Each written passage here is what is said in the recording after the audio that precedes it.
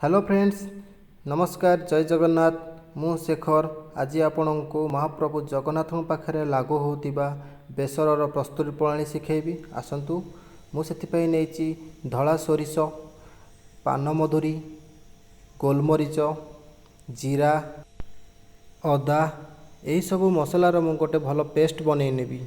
आउ किछि इनग्रेडिएंट नहीं लुण, गुड़, हिंगु, देसी घी, हलदी, किछि सिजा बुट नहीं जहाँ मु आगुरी सिझे नहीं, नड़िया पेस्ट गोटे नहीं आ नड़िया कोरा भी नहीं।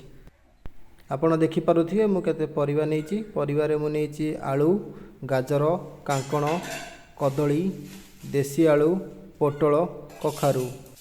आसतु प्रस्तुति आरंभ करवा। से मुझे एक पैन नहीं, पैन को भलसे गरम कर नहीं, से मु गोटे टेबुल स्पून घी पकाउची, देसी घी।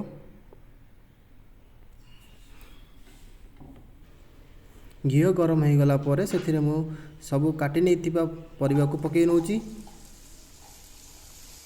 यह भल भाव मिक्स करनेबा एवं 3 ରୁ 4 मिनट पर्यंत कभर कर रखिनबा। बेसर महाप्रभु जगन्नाथंकर 56 भोगरू मध्यरु गोटे भोग। यह मीठा अन्न और मीठा डाली सहित खाया को बहुत स्वादिष्ट लगे। एबे यह 2 ରୁ 4 मिनट हो सारी।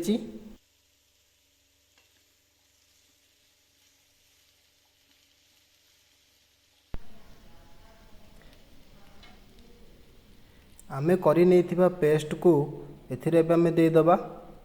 मु सब मसलार पेस्ट बनी नहीं थी। एथिरे एबे आमे ऐड करबा हल्दी,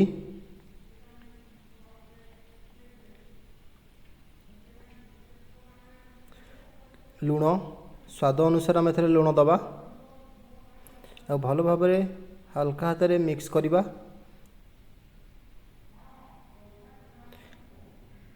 पानी दे या आम कि समय छाड़ीदबा। बेसर कला बेले ध्यान देवे या बारंबार आम मिक्स करवानी, या कंटिन्यूअस छाड़ीदबा, सी ऑटोमेटिक से हो। गैस रे बसवा 15 मिनट हो जाइए। एबे देखंतु परिया गुड़ाक 50% प्राय हो जाइए। एथिरे आम ऐड करवा नड़ियार जो पेस्टा नहीं से पेस्ट ऐड करवा। गुड़ ऐड करवा 2 बड़ चामच। एथिरे बहुत मात्रा रे नड़िया लगे और गुड़ भी लगे, बहुत टेस्टी भी लगे। एटा बहुत कम समय भी लगे। प्रिपरेशन प्रोसेसटा बहुत इजी। आपण यहाँ को घरे बनातु। आपण जदि मो चैनल को प्रथम थर पे आछंती ताले मो चैनल को सब्सक्राइब करंतु। जदि वीडियोटा आपन को भल लागुची ताले लाइक करंतु, अन्य मानक मध्य शेयर करंतु। आपण ए देखिपे बेसर ऑलमोस्ट हो आसला। एबे आम एथरे किछि ऐड करबा। एथिरे आम ऐड करबा हिंगु, जहाँ मु पानी रे गोळी नहीं जाइछि, कहीं ना सब आड़े भल भाव मिक्स हो पार। एथिरे आम ऐड करबा सिजा बुट। क्वांटिटी आपण हिसाब से आपण नहीं पारे, मु बहुत अल्प नौची। यह को पुणी आहरी 5 मिनट पर्यंत आम कभर कर छाड़ीदबा।